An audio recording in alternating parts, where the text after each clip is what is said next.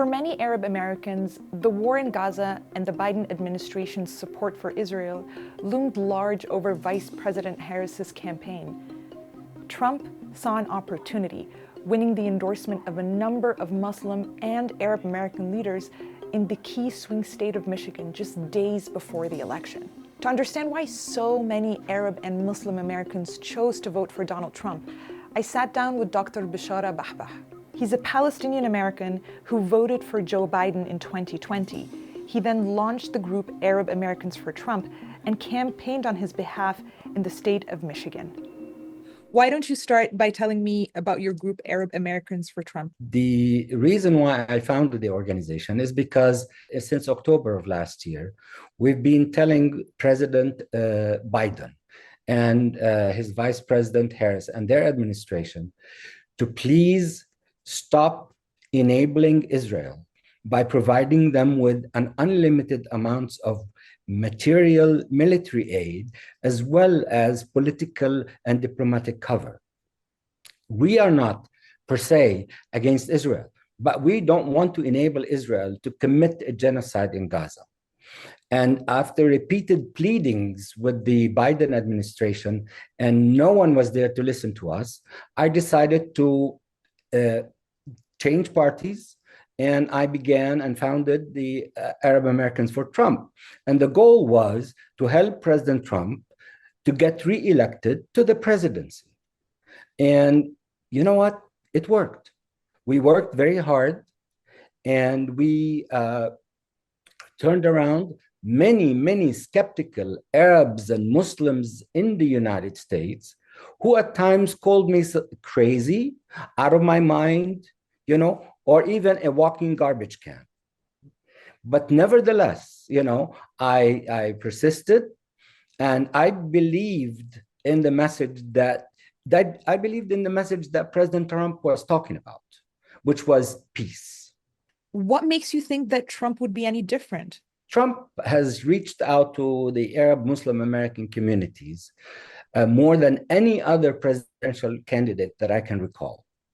He is the first presidential nominee to step foot in Dearborn, Michigan, which is the Arab America capital of the United States.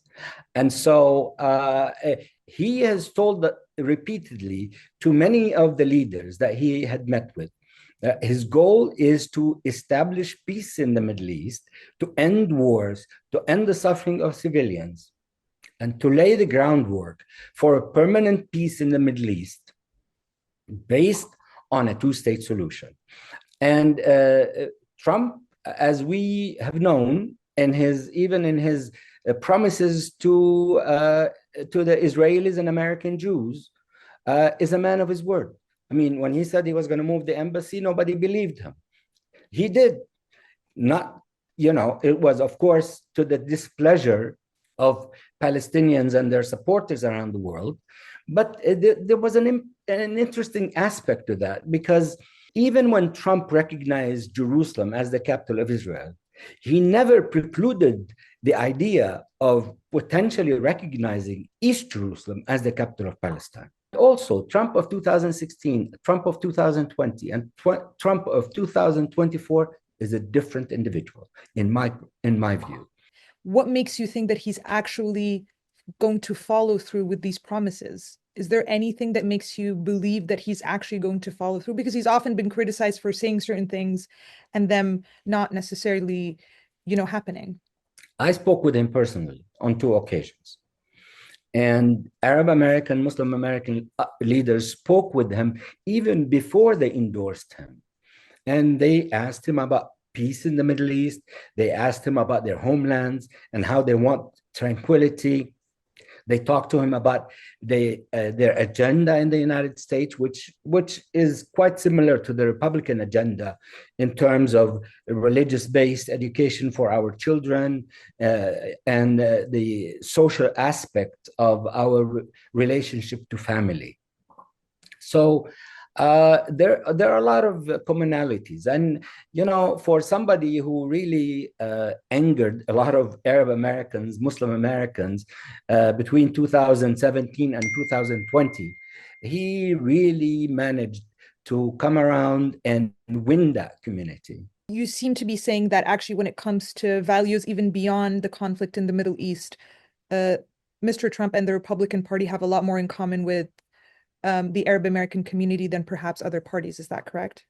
That is absolutely correct. I mean, in Michigan, for example, in Dearborn, the community took the school board to court because they had books that were sexually explicit in the libraries, and the families in Dearborn did not want those books. They wanted to teach their values to their own kids. They did not want the school to teach those values to their kids. You know, Arab Americans have been reliably a Democratic group. Do you think their vote for Trump is more anger at the Biden administration? Did they punish the vice president, or is it out of conviction for what Trump stands for?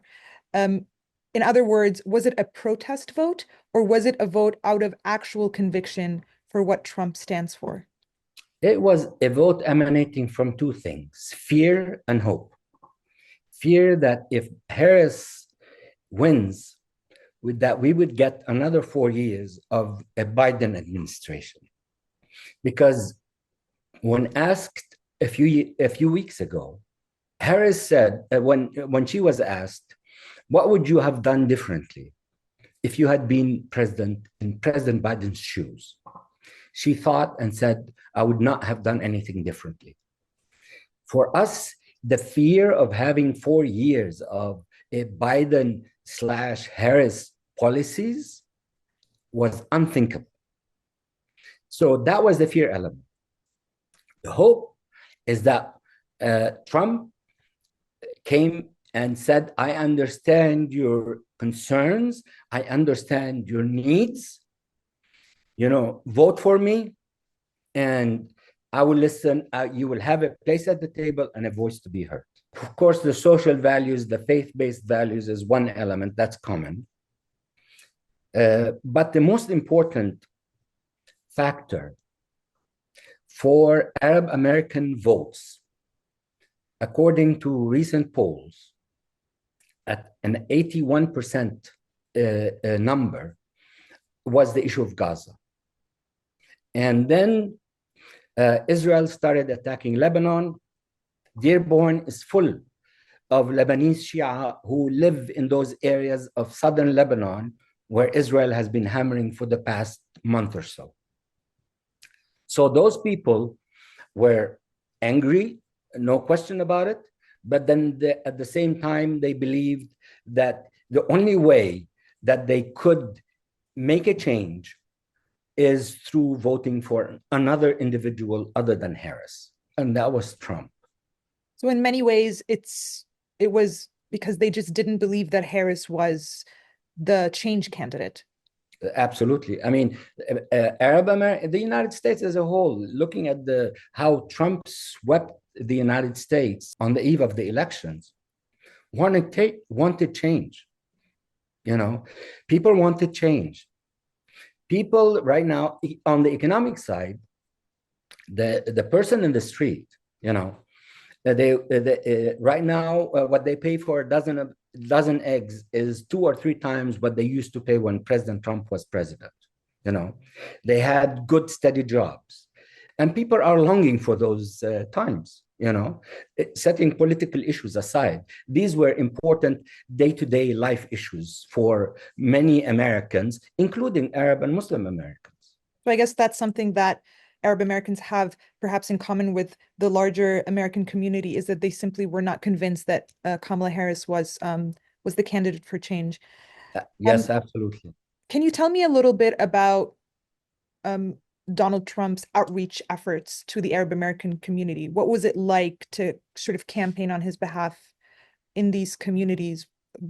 What messaging or what approaches do you think really succeeded in attracting Arab Americans to the Trump ticket?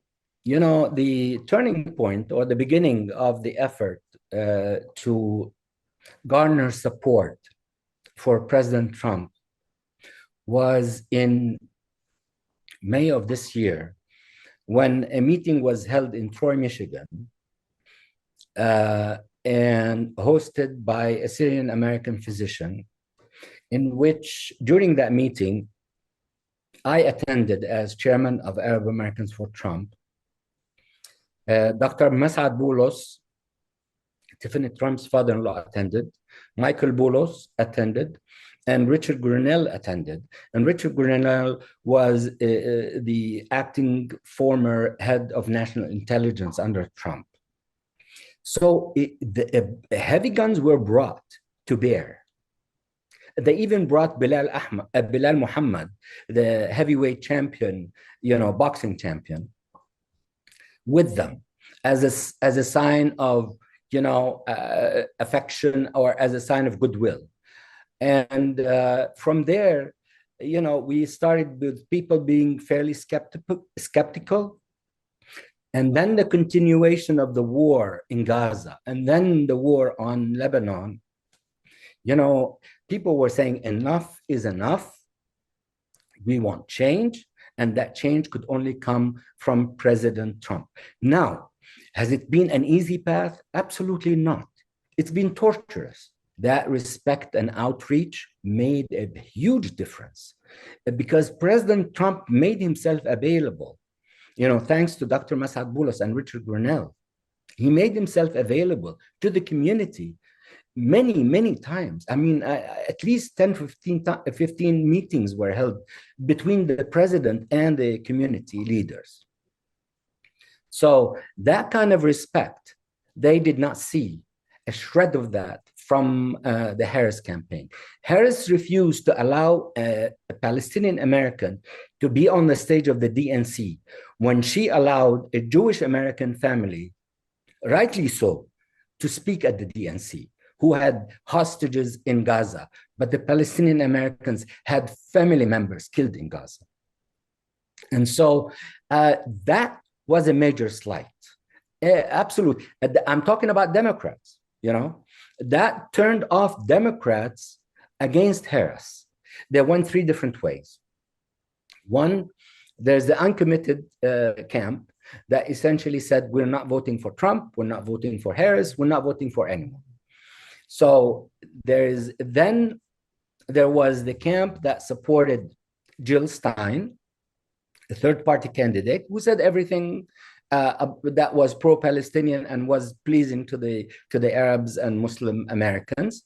However, there was also a contingency, which was the majority, that ended up supporting Trump because they believed that he is an element of change. He showed respect to the community, and that he would do what he promised to do in terms of delivering peace and stopping the wars throughout the Middle East. I want to go back to something that you mentioned, which is that actually in the last election, you voted for Joe Biden and decided not only to vote for Donald Trump in this election, but to actually campaign on his behalf in your communities. Can you tell me a little bit more about that change of heart? I'm sure it wasn't an overnight decision. Was there a process? Can you walk me through how you changed your mind, how Trump managed to flip you personally? I know what Trump did that really upset and angered Palestinians and Arabs and Muslims during his first term. There was talk about a Muslim ban. There was the move of the embassy. There was the recognition of the Golan Heights. He cut off aid to UNRWA. He closed down the PLO mission in Washington, and he closed the U.S. consulate in East Jerusalem, which is considered as the U.S. embassy to the Palestinians. I'm aware of all of that. But, meeting with President Trump and his inner circle, they have said that there would be no such thing as a Muslim ban. All it is extensive vetting of people coming from troubled country. Now, as far as the Golan Heights, we know the United States is the only country that has recognized Israel's sovereignty over the Golan Heights. And so in many ways, we see that there is a level of maturity, if I may call it that has led us to believe that that things would change under Trump. Now, if we look under the Biden administration, he did not move the embassy back to Tel Aviv. He did not reopen the US consulate in East Jerusalem. He did not reopen the PLO mission in Washington, D.C. And he stopped funding UNRWA again. So Biden has not done us any favors. And Biden has been proven to be a weak leader. Every time Biden put a red mark or a red line, Netanyahu crossed it and there were zero consequences. Netanyahu kept doing the same and there were zero consequences. And as a result, even the image of the United States as a weak country, has started spreading. And that's not an image that we want to portray to the world. And so when it comes to President Trump, in my opinion, Trump is the only individual in the world that Netanyahu fears. And as such, if Trump tells him to stop the wars and he doesn't, I am sure there would be consequences. What they are, I do not know. I understand that you have Palestinian roots. You're Palestinian American yourself. You're from Jerusalem. There are so many things that Trump has done in his first term. You've mentioned the moving of the embassy. You've mentioned the recognition of Golan Heights as under Israeli sovereignty. But also under his administration, the United States stopped recognizing settlements in the occupied West Bank as illegal. Yes. I'm wondering, on a somewhat personal level, as a Palestinian American, how do you reconcile all of these actions with your support for the president-elect? Now, at this point in time, having President Trump hearing us repeatedly and having seen our support that led him to win the presidency, we believe that President Trump will listen to our concerns.